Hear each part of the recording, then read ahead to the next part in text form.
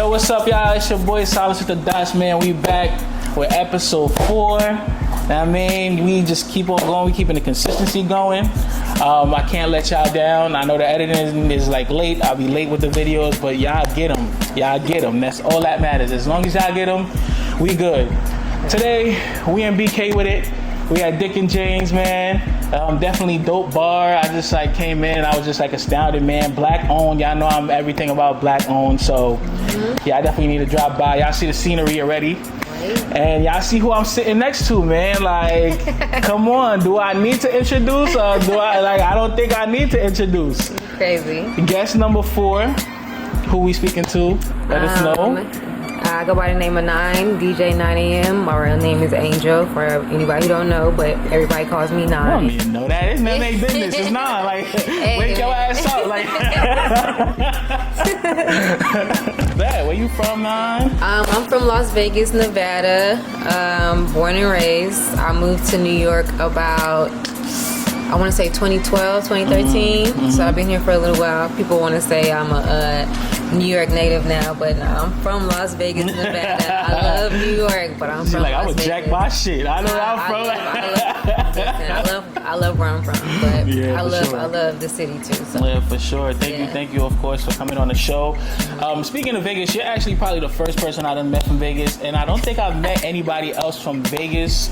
Anybody else? Says that. Yeah, the only other people I know from Vegas is like probably Neo and like probably some like dope singers or something like that. Right, and they barely claim it. No, born and raised Las Vegas. It's not a lot of us from Las Vegas, I feel. Right.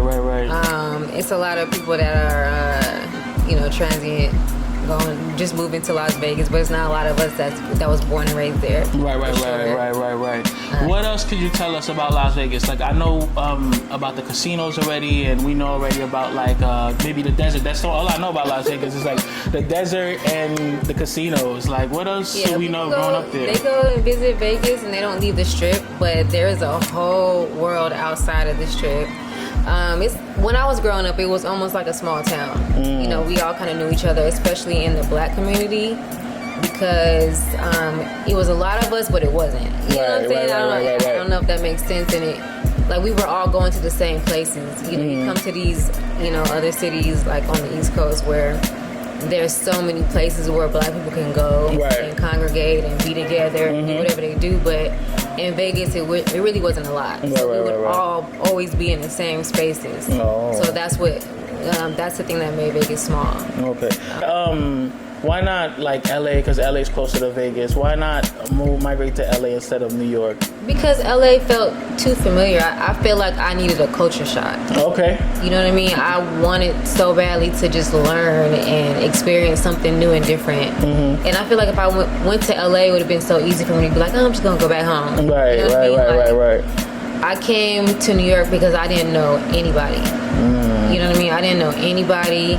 When I first even came to New York just to visit, this is before I even had the thought of moving here. I just wanted to see New York. And I was uptown, and I just remember seeing the culture, like just seeing my people outside, just, doing what they doing, like in their natural habitat, everything. It was just, it was something I had never seen before. Okay, lit. And I just felt like I had to be here. Do you feel like you're somebody that needs like, for you to, I guess, to make a big move, you need like a culture shock kind of to happen, something? I do. I feel like I need to be a little uncomfortable. Yeah. You know what I mean? When you're comfortable, it's easy to just stay where you at. You know what I mean? I needed so much to be comfortable, and I needed to prove something to myself. Yeah. You know what I mean? Like, okay, I came all the way out here. I made this big fuss about moving to New York. Now I have to make something shake. Yeah. You know what I mean? I think artists need that. I don't think a lot of people understand that. Artists need that kind of like thing that shakes you up. It's like jazz. Like, you don't understand jazz off the first time you listen to jazz. You have to like learn it and understand what the beauty is in it. Right. So like, we need that culture shock. So definitely, thank you. When did you start DJing? I actually started DJing when I first moved to New York. Which again was 2012. Okay. Yeah, I started DJing then. When I first came, I wasn't sure exactly what I wanted to do. Being a DJ was kind of a thought in my head, but I didn't know how far I wanted to take it. It was kind of like, I just wanted to, I'm from a musical background. My family's big on music, so I just wanted to do something in music, and I can't sing. And so I'm like, and I was the person at every family function that wanted to control the vibes. I just always wanted to control the music. If I couldn't listen to what I wanted to listen to, then I didn't want to be there. So, but people would always compliment me on my music taste. Sorry about that. People would always compliment me on my music taste. And so when I came to New York, I knew I wanted to do something within that realm. Okay. And I was working at a bar uptown. Honestly, can't even remember the name of the bar. It's not even there anymore. And it was so new, it wasn't getting a lot of business. So me and one of my homegirls who also worked there, who I met there at the bar, we were like, let's do our own night. She wanted to MC, and I was like, well, I want to learn how to DJ. So I bought myself a controller, and that was just where it gave me a space to be able to just practice. And it was never anybody really there. But I taught myself how to DJ. For sure. Like for somebody who wants to DJ today and they're like, yo, I might have to do some of these hood parties before I get into the club. Before, like, how should you even negotiate money when it comes to like stuff like that? So like your first couple of gigs? Honestly, I'm not gonna hold you. My first couple of gigs, I wasn't really that concerned about the money. Okay. Like I knew I wanted to receive something, but I wanted to learn. And once I felt like I was at a level where I knew what I really brought to the party, and I knew my shit, you know what I mean, and I knew my worth. Then that's when I started like negotiating. Like, I do feel like I do feel like it's a necessity. I feel like a lot of DJs, they get on and they just want to do all the lit shit, and it's like, nah, it don't work like that. You know what I mean? I feel like doing these small bars, these hole in the wall parties is what builds characters. And honestly, those are like the toughest crowds. And they're the ones that really teach you how to work a crowd. You know what I mean? Like we go to these events, and a lot of these bigger events, these DJs are background music. You know what I mean? Like nobody cares about what they playing. They just be like, oh, they lit. You know what I mean? Like they hear one good transition and they like, oh, they lit. But starting from ground level and doing these hole in the wall parties and bars, like these people are coming out. They want to dance. They want to party. And they gonna tell you if you act. And they gonna, oh my, let me tell tomato, you, tomato. They're going to tell you you are not doing what you're supposed to be doing. And trust me, I had a lot of crazy experiences working at these bars because again, I was new on like learning Afro beats, and it was a lot of Africans in these bars, and they used to be like, sis, what you doing? Like, this is what we want to hear. We want to hear it now. So I literally had to go back to the drawing board every night, and I had to learn that shit. Like I had to really like bring it. And it wasn't no shortcuts. You know what I mean? Because again, they gonna tell you if you whack or not. So I definitely feel like doing that groundwork is extremely important as a DJ. Extremely important. What about like safety? Is there a way where you're like, okay, my DJ setup is gonna be parallel to the door, perpendicular to the door, or like, you know what I'm saying? First of all, I'm not DJing nowhere where the security is not in my eyesight. Copy. If they don't got security, period, I'm not. Count me out. I'm not doing that shit. But it's crazy that you bring that up because I don't want to make the bar. I'm not even gonna say which bar. No. Why you want to say that? Nah. I actually got into a fight. Damn. Because I wasn't allowed to play new hip hop at this specific bar. They just wanted old school hip hop, Afro beats, dance hall, and like world music.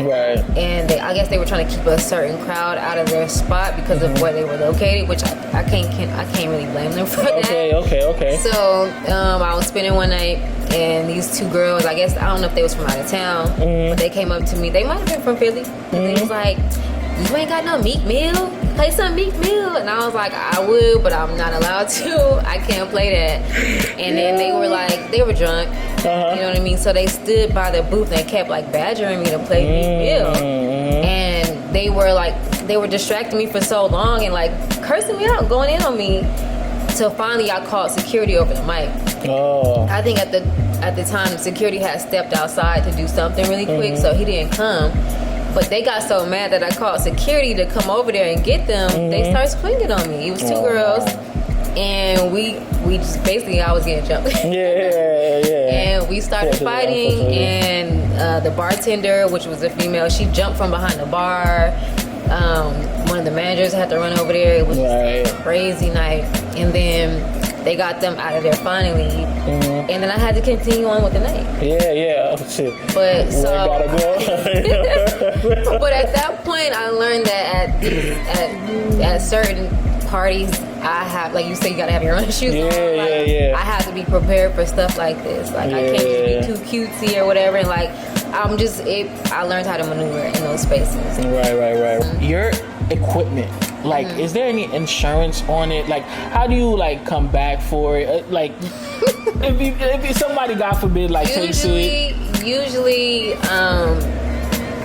I don't like to DJ at bars that don't have their own equipment. Okay. So that's a big thing. And if I have to bring equipment, I'm charging more. I'm charging more because if anything happens, I need that is my insurance. Basically. And also, I try not to bring my own equipment out. I try to just rent. Okay. So I charge them so I can rent equipment because the rental equipment has insurance. Okay. Copy. Yeah. I wanted to speak about like patron and DJ. I forgot the word. I think I wrote it. The etiquette. Thank you. Yeah, patron and DJ etiquette.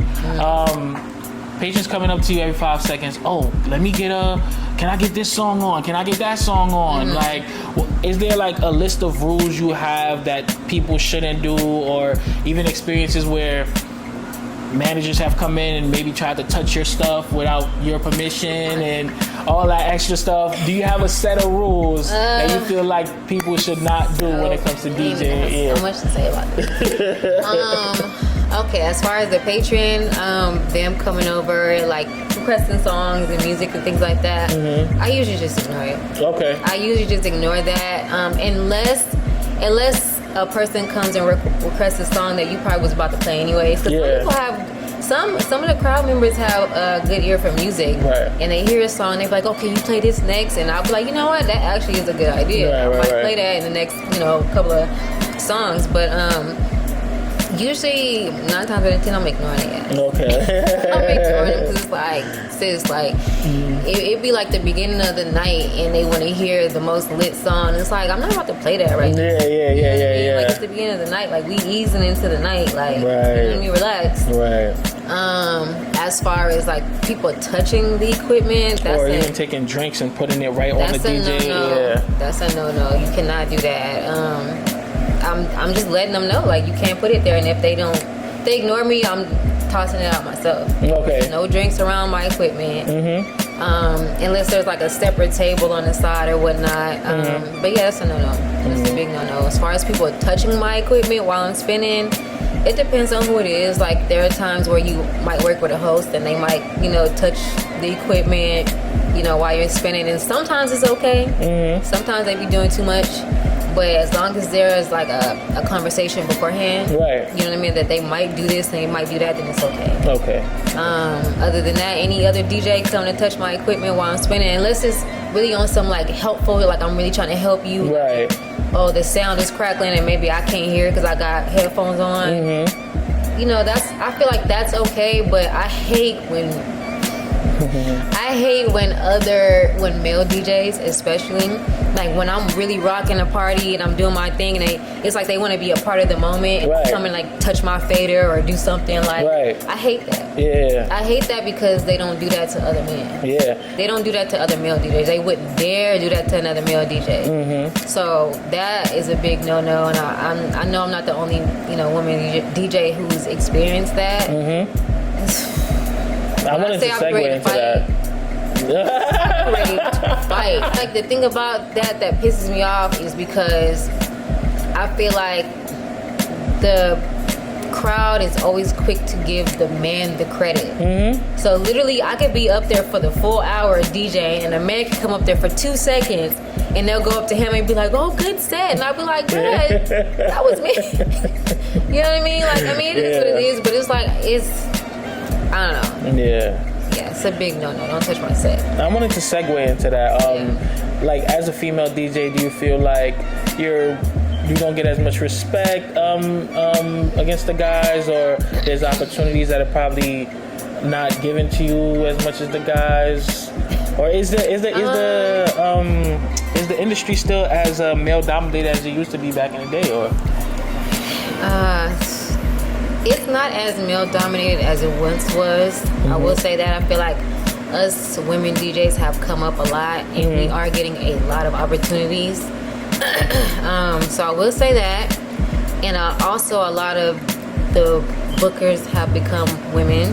You know, a lot of these agencies that do the booking are women, but there are still women on that side of things that still prioritize men, or think that the man is just better to have a man in the space where, like for instance, I'll get booked for an event,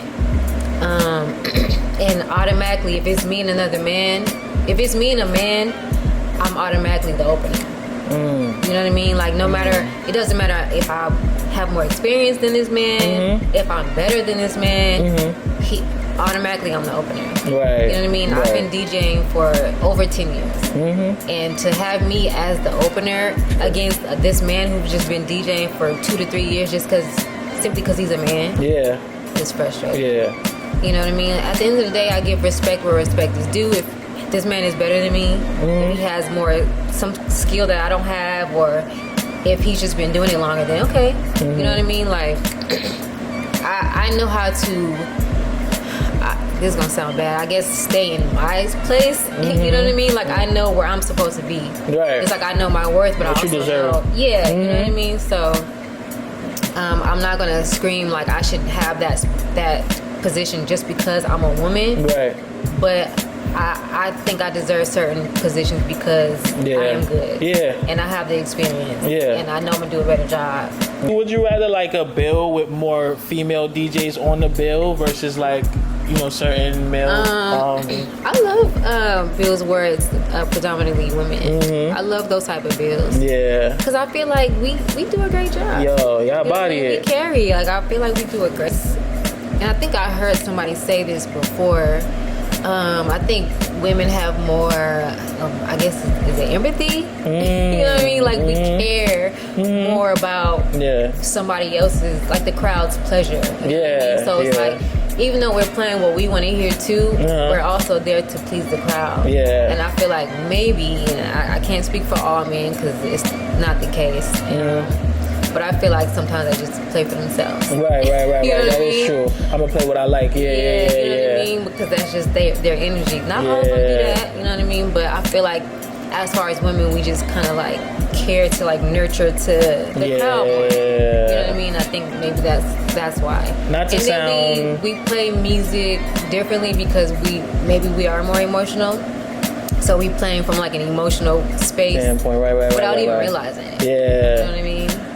Not to sound, I hope this don't sound like misogynistic or anything like that, but like, you know, you being a woman, you know what the other women want to hear, and as long as the women are dancing and having a good time, then the dudes can get up and dance too and kind of feel, you know what I'm saying? The women kind of lead the party. It's like, if they don't want to dance, ain't nobody gonna go in the crowd and dance. It's not a party. If the girls ain't throwing ass, it's not a party. Why you should hire a female DJ, W? That's, you know what I mean? That's how I feel.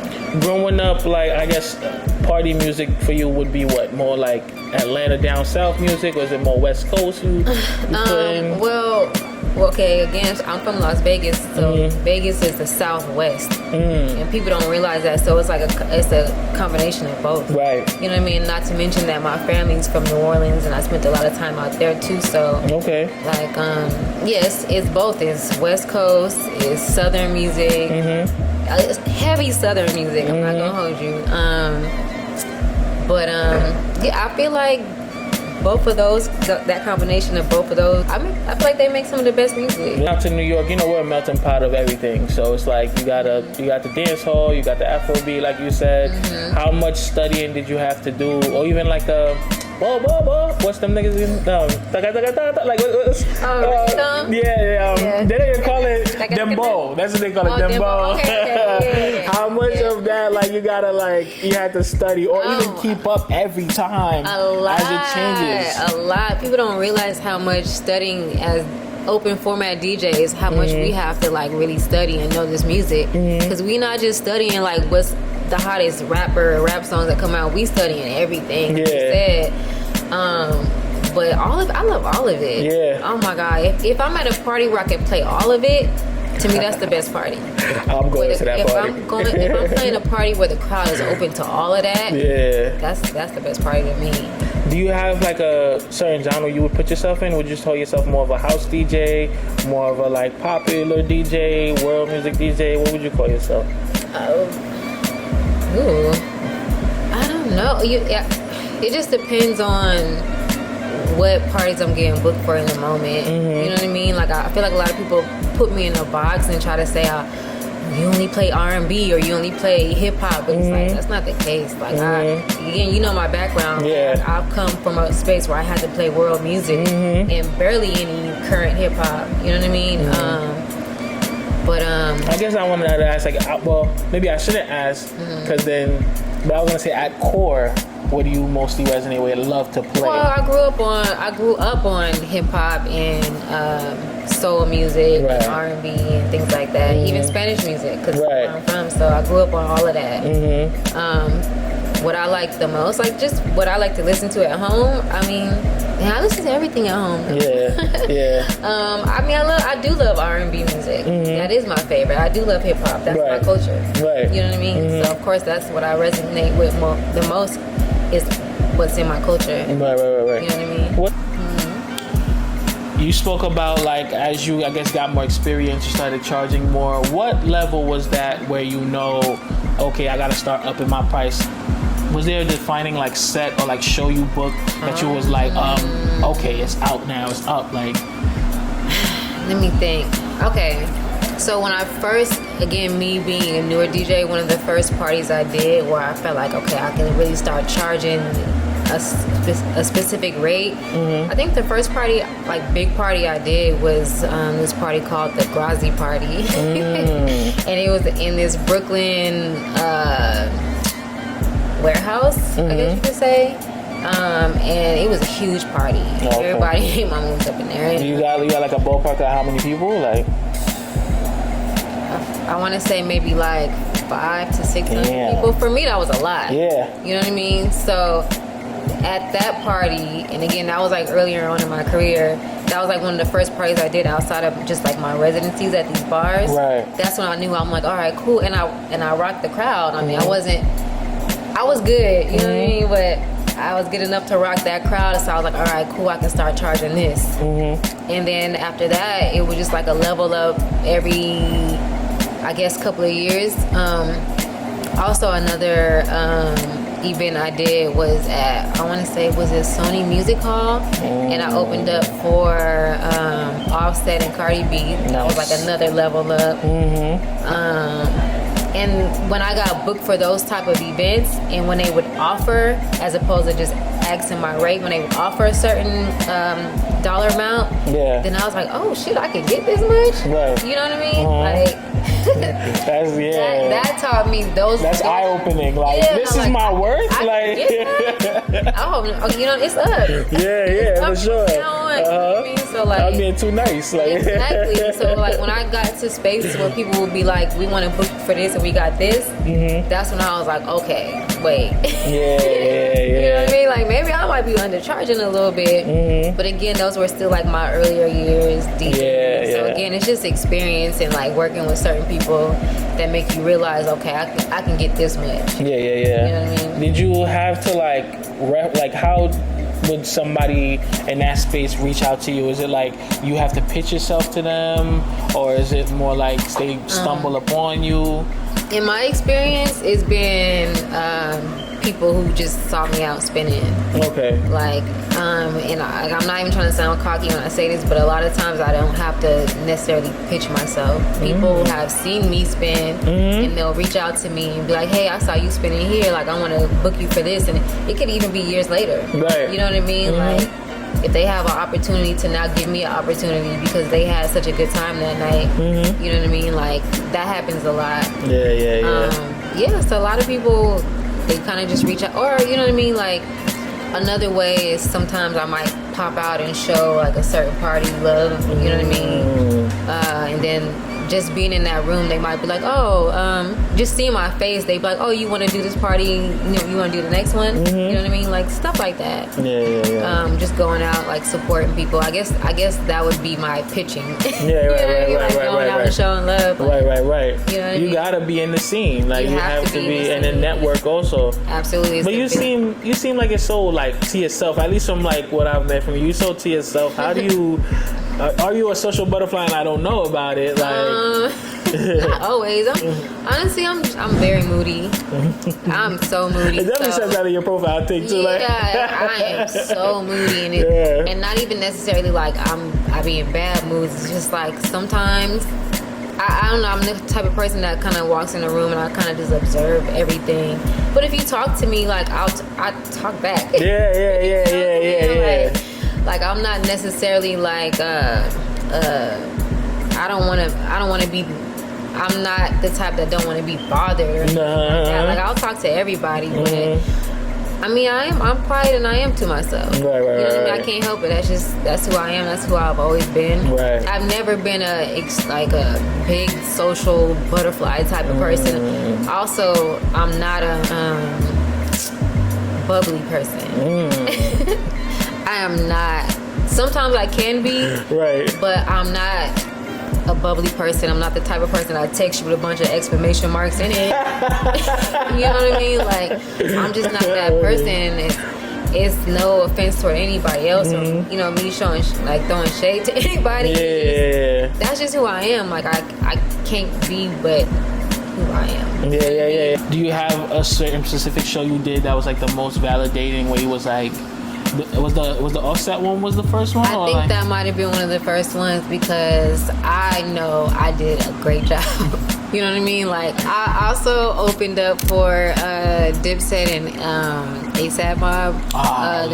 They went on like a reunion tour, and I did that one.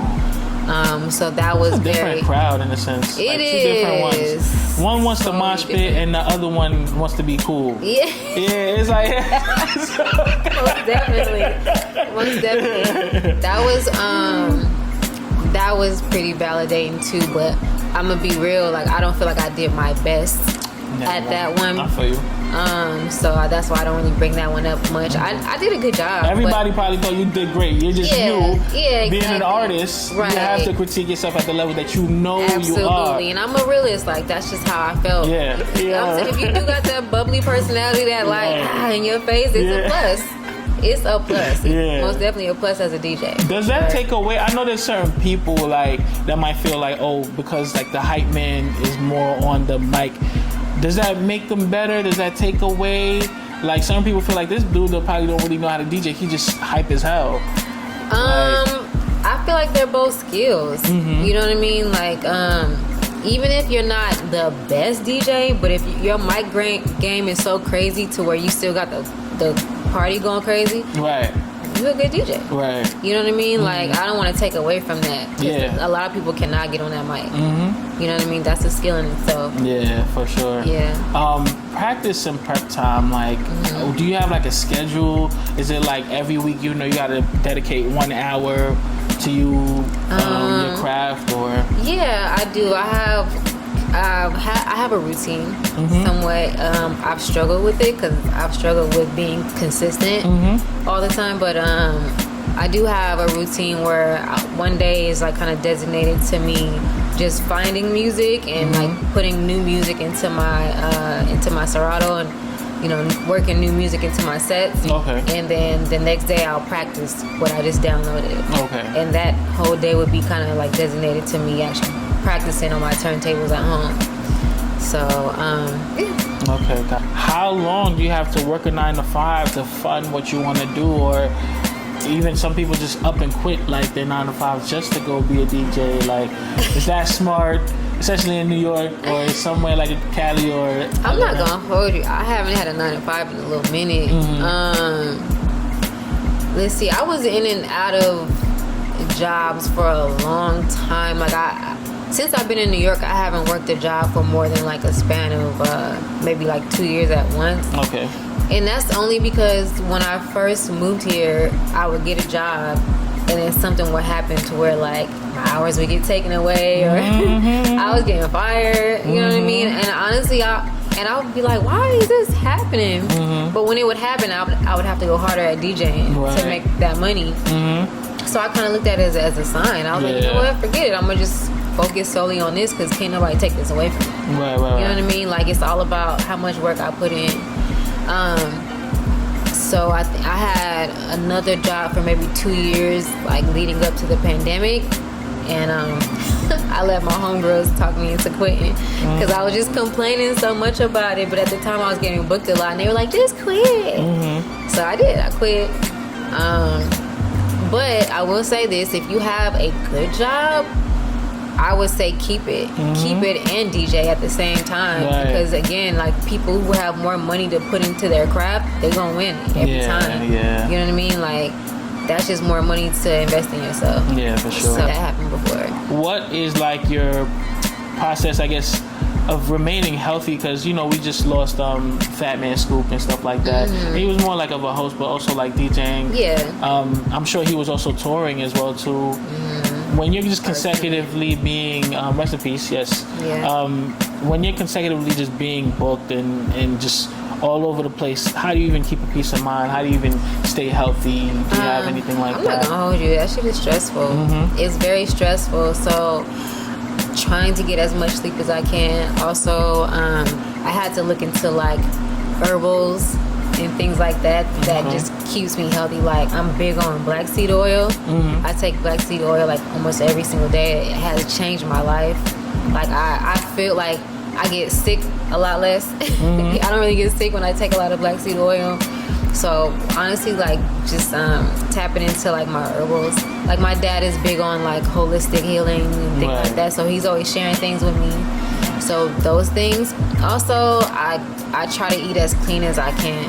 Like I've been like that for a very long time. Again, my dad is like big on that. Like when I was like running track in high school, my dad used to juice. Like he used to like make juices for me. Dad. Yeah, he was that type of person. When I say juices, I don't mean like fruit. I mean like celery, cucumber, spinach, things like that. So like I carried that with me as well. So things like that have helped me for sure. So I just wanted to play a little quick game. Okay. It's called Versus. Yeah, let's play some Versus. Okay. Oh my God. You look. I learned on 1200, so I'm gonna say vinyls. Okay. Ooh, house parties. House parties. Honestly, you can't have a party without the old school throwbacks, but you can have a party without playing new shit. So I'll say that. Dang, that's a tough one. I'm gonna say bigger crowds. Bigger crowds. Yeah. Okay. Like, I mean, obviously they should know the basics, which is like BPM matching. So that, I mean, obviously that's one of the most important parts to it. Let me think. BPM matching, but also, I mean, that's the important part, but I think some people think that just because the BPM match that the songs match. Right. You know what I mean? So they need to learn the difference. I feel like they just need to learn just how to play, not just according to BPM, but also like the mood of the song. Right. Like if I play a song that's about breaking up, the next song's probably gonna be similar to that, like talking shit to a dude. It's just about a mood, and I feel like the crowd sometimes they don't necessarily full on understand what I just did, but they feel it. You know what I mean? And I think that's what makes the crowd move more. Like if I play a song that's talking about breaking up and the next song is like happy, they don't feel it as much. You know what I mean? Like the BPM probably match, but it's just like a internal mood feeling type of thing. So don't get caught up in the mathematics. No. Copy. Not at all.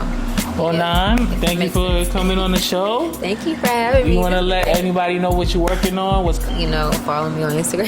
Hey, man. SoundCloud. I'll have some mixes coming out soon. Everything is at DJ9AM. Thank you, of course, for sure. It was a great interview, man, and see y'all next time. All right. Yeah. Man, thank you for coming on the show.